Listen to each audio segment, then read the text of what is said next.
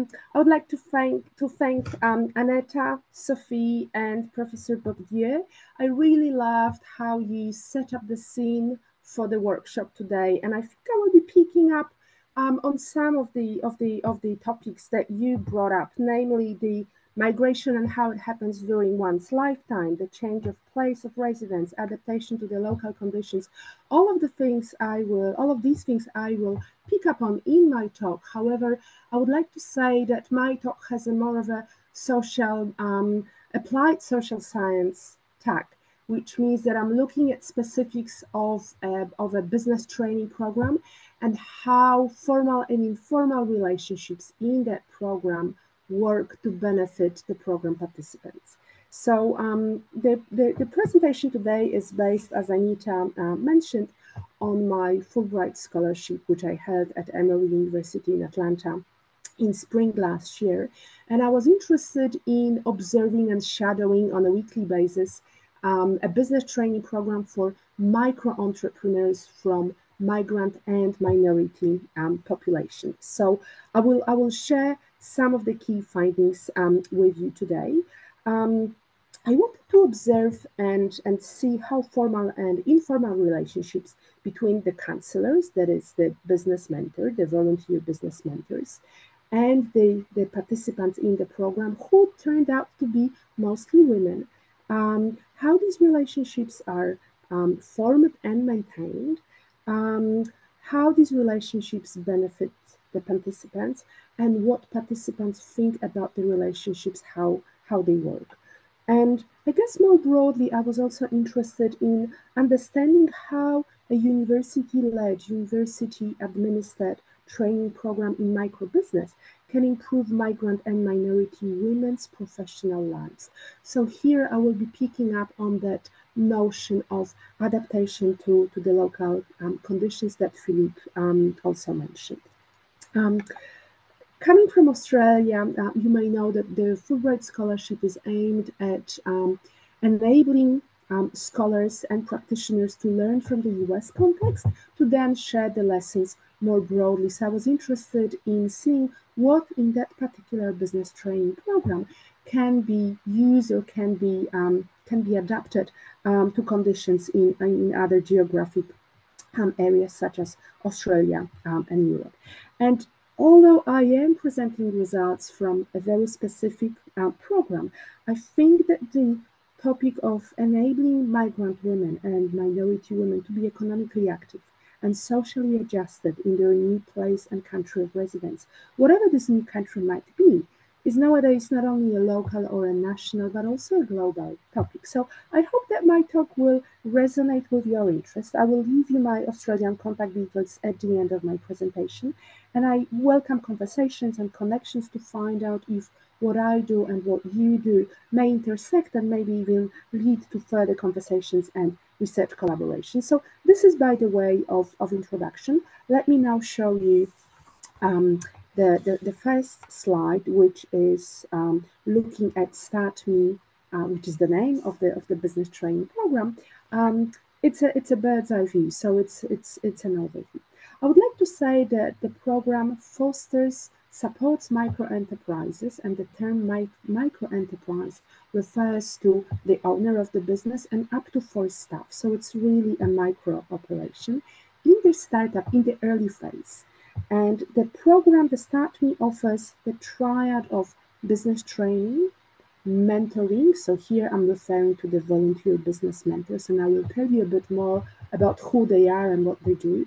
And importantly, the program also offers access to financial resources. There are business grants at the end, and it enables participants to enlarge and to broaden their professional and business connections, which is very important because remember, we're talking about people from minority and migrant backgrounds who may not have the same opportunity as people in the upper classes to develop and to maintain these connections. They're coming really from a low place. Now, the program is flexible and it allows either the owner of the business, so the main person, to attend the weekly classes, or sometimes if a business is co-owned by a couple, then both of them can attend the class and learn together. I would like to clarify, this is important, that StartMe, even though it is a business accelerator, it is a business training program, it is not aimed at the next unicorns, the $1 million enterprises in the high-tech cutting-edge industries that are just ready to take off. The principle of intensive support and offering connections and offering access to business grants, all of these things are similar, but this particular program supports people who are just starting out and who have migrant backgrounds and minority backgrounds. Now, in the US context, the minority usually refers to African Americans or to Latino populations. Now, Atlanta is a regional city, however, it has 6 million inhabitants. So the program has been offered for the last several years in 3 neighborhoods or 3 areas of Atlanta. During my Fulbright Fellowship, I attended weekly classes in one of the locations, the one that has the greatest proportion of migrant participants. Now, businesses can have already or propose to have a physical presence in the neighborhood where the business owner attends the class. So it can be a small store, it can be a car workshop, it can be a cafe, or the presence can be hybrid. So, for example, a physical place and online sales or online presence, online counseling, and so on. Now, the starting program also uses volunteer business mentors, and they're really the pillar of the program. They provide participants with the business knowledge, with the relevant business networks. So what they do is they open up their own networks, and importantly, the program as a whole offers access to capital. So now let me tell you a bit who are the participants in the program and how people come to the program. So I mentioned already that the program is aimed at residents of 3 diverse low-income communities in Atlanta. And Emory University is the university that has been administering the program for the last several years. However, they don't do it together. They do it in collaboration with partner organizations who are NGOs who choose to work in these communities as one means of reducing inequalities in opportunities, so social, economic, cultural opportunities, and ultimately in the living standards, right? Now, applicants of all backgrounds are welcome. And when I researched the starting model, wearing my sort of usual hat as a migration researcher, I was naturally inclined to look into the ethnic and cultural diversity of participants, the management team, and the volunteer business mentors. And I did find this cultural and ethnic diversity, of course, but there was also gender diversity, even though the participation of women was very high. There was race diversity.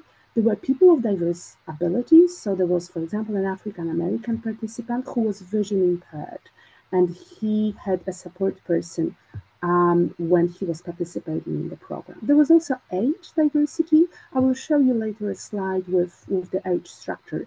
Although quite a lot of participants were middle-aged people rather than young people 18 or 19 years old who just left high school.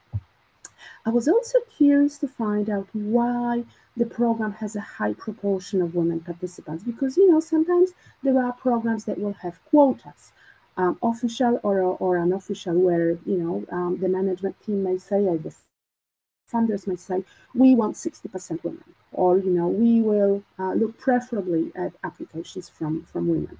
But the management team of StartMe explained to me that there are no such quotas in the program. The program is marketed to all of the residents of these low-income, diverse communities, but they simply see and accept a lot of interest from migrant and minority women to become micro business owners and to learn the ropes, to learn the skills, to develop the connections. And I think that the high interest in becoming business owners shown by women in Atlanta can be seen as a reflection of a global trend. You may be familiar with the publication called GEM, which is a women's entrepreneurship report. It is launched every year, and in November 2023, so literally several weeks ago, a new report was launched which showed that 0.8, so nearly 1 woman founder there is for every 1 man who founds a business. So it's almost 50-50. It's almost parity. So we can reasonably expect that women, in other areas globally, not only in Atlanta, will continue to fund micro enterprises, and so I think that my research will continue to have some relevance in the future. Now, like with any counseling program, applicants find out about Start Me both formally and informally. I would like to emphasize that these migrants and minority women are agential. They initiate seeking business counseling through this program. They apply, they make queries, they seek help to write applications. Now, the Start Me program has, a pocket of money in their funding that allows them to print information, to then pin to community boards, to put up loan signs. They maintain a great website. They use social media and so on. But really, it is the word of mouth. So one person telling another, recommending a program that really helps the program to get the cohort for the next year. So it can be through recommendations from past participants. It can be recommendations from neighbors, from, sometimes at a children's school, parents will talk, or through kids' sports, parents will meet. So this word of mouth goes around, and this is how people find out. Now, there are some applicants, particularly of migrant background, who may be recent arrivals in Atlanta, and they are, at the time of applying, being supported by another agency, another NGO that supports and enables new migrant arrivals. If a promising participant in this particular business program is spotted by a counselor, they can be recommended.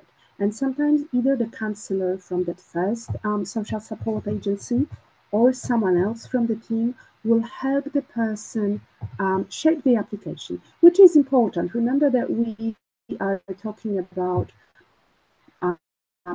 people who do not have, or who may not have English as their first language, or English may not still be very strong, and they simply need some help.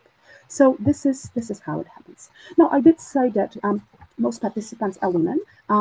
Everyone has life experience before coming to the program. They're adults, they're full-time workers, many have young children, and sometimes there are other caring responsibilities. When it comes to refugees, there may be elderly parents or other relatives to look after. What I found startling, and I guess really, positive, warming my heart, was that in addition to settling in a new country, having lots of things going on, many of these participants in the program also volunteer their time for other causes that they care about. The program takes commitment. It is between 6 and 10 hours every week for 3.5 months. So people who are in the program, and I should say the program is offered for free, they treat it seriously. When it comes to the ethnic breakdown of the interviewees in my project, I spoke with 18 women. 67% were foreign-born, mostly from Asia, Africa, and the Middle East, and 33% were US-born. There were 6 women who were US-born. This includes some offshore territories of the US, but only 1 person out of 6, was a white woman. Everyone else was a racial minority. So this gives you a sense, who is in the program. This is just a brief overview of the family situation. You can see that most of the current and past participants are women with children.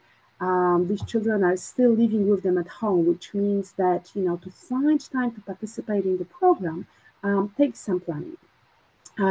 Most are married, and there was a small proportion who was single parents and who were single. I will skip the next slide because this is probably not as important, but I would like to spend some time talking about the critical role of the business counselors, the volunteer business mentors. The program across the 3 locations works with over 75 such individuals. And given that it is a business program, I was interested in finding out who these people are. What do they bring to the program? That actually makes it happen, that makes it successful. And by speaking with the volunteer mentors, I found out that they are micro business owners themselves. So they really bring the personal, the lived experience of owning a business, developing a business. Some of them are representatives of private corporations, but not just anyone. But the program management is looking for people with specific expertise, such as hiring staff, marketing, finances. And some of the mentors are also part-time government employees with specific expertise. I was also interested in finding out how the counselors are recruited, and I found out that they are recruited again through their word of mouth. And once a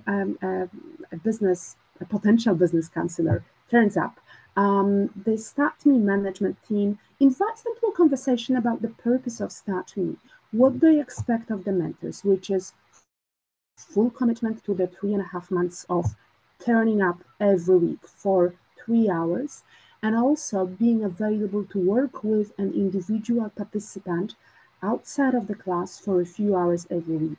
So, considering that people are doing it for free, it is again really heartwarming and wonderful to see that there are people in our community out there who are happy and able to give so much of their time to help the newcomers.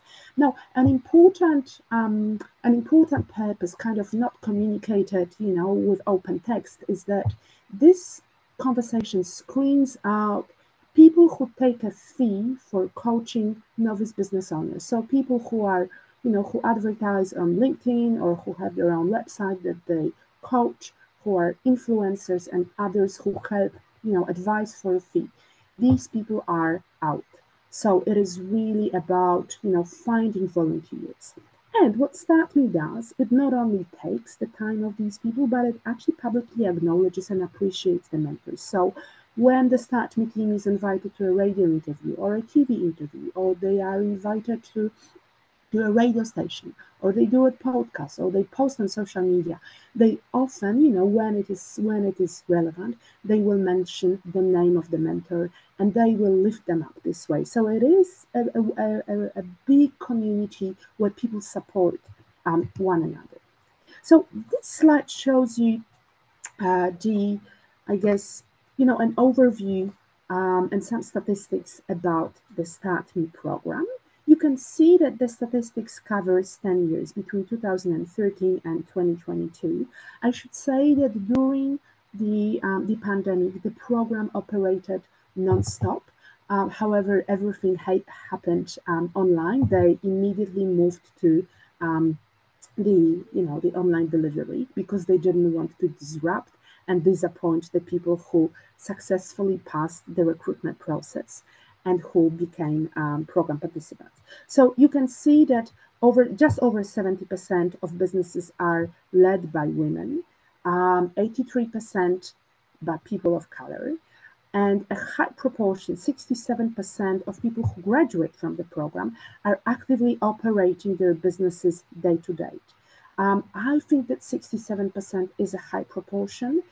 I should also say that before the pandemic, so looking at statistics from 2018, 2019, it was nearly 80%. So yes, it did drop because businesses had to pivot, some had to shut down and so on. But I think, well, in my view at least, it remains quite high. So, with all this, I am also interested what makes Start Me a high achieving business training program. And, it is not the money that they get from funders. It is really the human connection. So on this slide, I will shut down for a second and I will let you read this quote from one of the current Start Me managers and Emory lecturers who talks about, the role of the human connection, what the program gives in terms of face-to-face and personal support. So please just read this quote.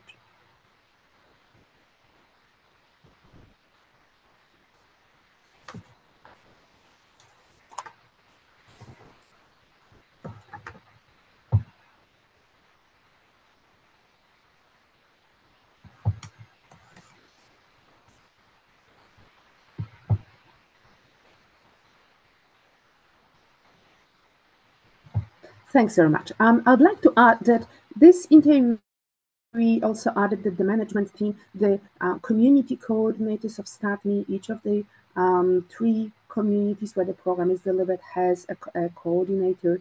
The instructors, so people who deliver the class every week in each community, intentionally connect people over long term, and that this works. It's a lot of work, it's hard work, but helping to create the avenues and to create platforms for people to connect is really important. They create what this particular interviewee referred to as the relationship avenues. And I love that experience.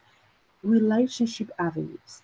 And through these relationship avenues, it becomes possible for prospective, current, or past volunteer mentors to connect and speak, for participants, for guest speakers, for community leaders who will support StartMe or who can recommend a participant.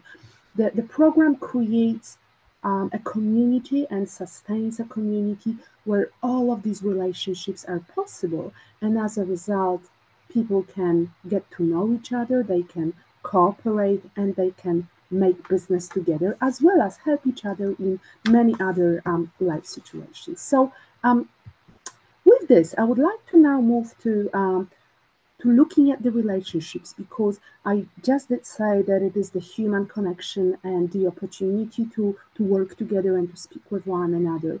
But how these relationships actually complement the weekly class learning. So there is a curriculum, and every week the group of participants and the volunteer mentors in each location go through a program. So it can be developing a business plan, it can be looking at finances, it can be looking at the business vision, it can be looking at marketing, it can be practicing public speaking skills, and so on.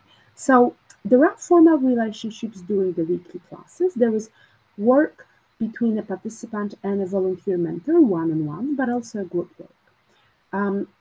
When there is homework to do, and there is homework every week, there is an informal arrangement between a participant and their mentor what day and time of the week they will work and what is the outcome. Do they need another quick catch up before the next class, or the volunteer mentor is happy?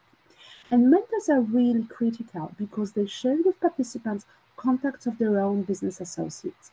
So if a participant who is learning the ropes needs advice on a particular aspect of the business and it is not covered in the class, or it is not covered sufficiently, or they simply want more, a business mentor will have the contacts.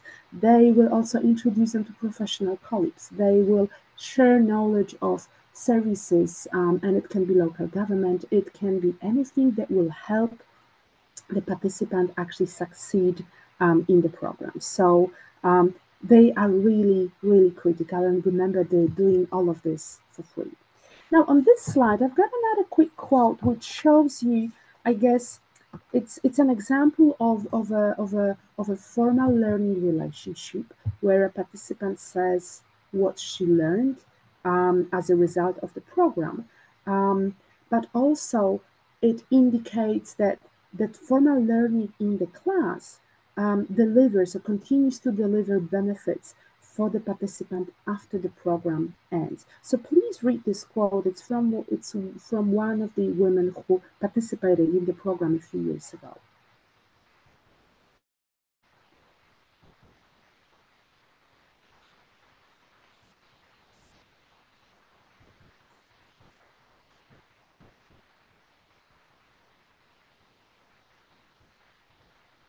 Now, with this, I would also like to briefly touch on, and I'm mindful of time, I just have a few more slides to go through, of the enduring nature of relationships that are built in the program and how they continue after the program concludes.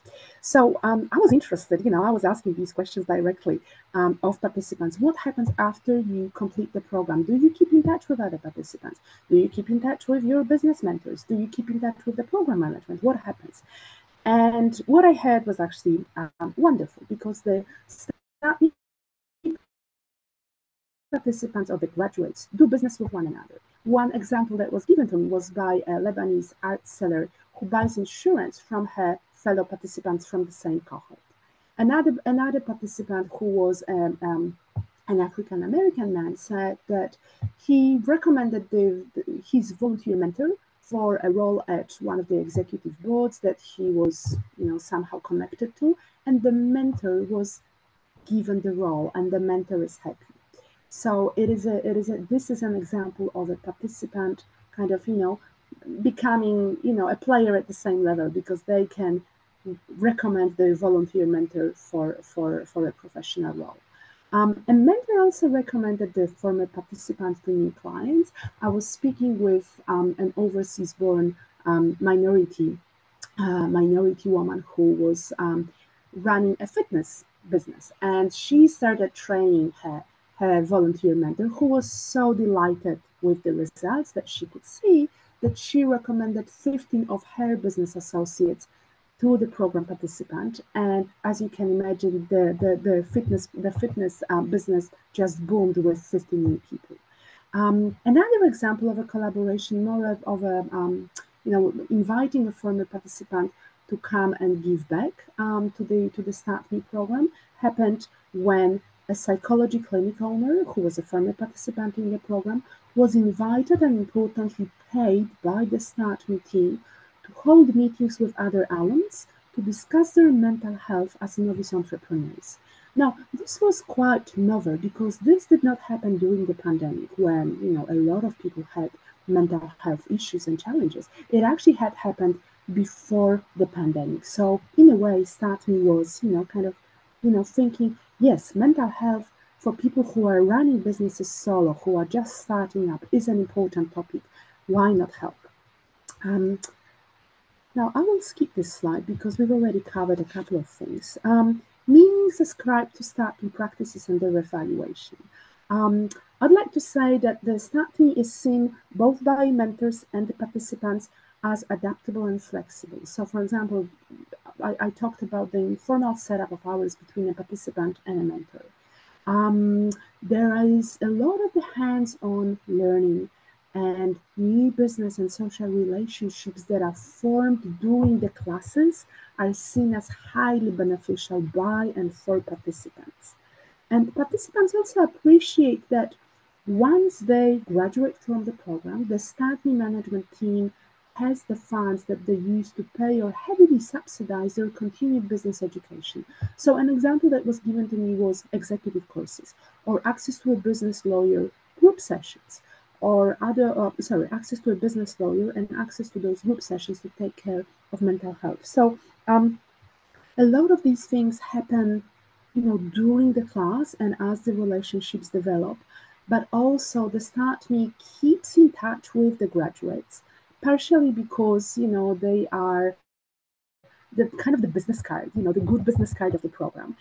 They can speak well about the program, they can attract new participants, but they can also do better business, and through this better contribute to their own communities if they are supported. I don't want this conversation to be drawn, so I included two photographs. This is a photo taken of the group that I joined every week. And here you can see everyone. You can see some of the program managers, you can see the lecturers, you can see the business mentors, you can see the participants, you can see everyone. And if you look well, you will spot the age, the ethnic, the cultural, the religious diversity in these photographs. Now, what I observed is that the participants are both recipients of counseling, but also agents in their own right. They take things into their own hands. So yes, they assume a student role, and this is regardless of who they are in their professional life. But to cast one's destiny as a woman micro-business owner in a new country, or as a minority person, takes a lot of courage, takes a lot of perseverance. And so these students, in inverted commas, they demonstrate agency, they're highly motivated. They come to weekly classes, they are committed to take up recommendations from mentors to achieve the next step in their business. And the next step can be anything. It can be, improving social media. It could be improving their own business practices. It could be successfully applying for a business grant, and so on. And Altogether, I can say that StartMe is the type of a program that empowers participants to achieve socioeconomic mobility, which is exactly what they set out to do, because it provides space for the participants to develop clarity and rigor in their business thinking and practice. So it teaches them not only the theory, the rules, but it teaches them the practice. The new relationships with mentors and other participants are invaluable to support learning in the program, so in the class, but also later when the relationships are maintained, where they are used laterally.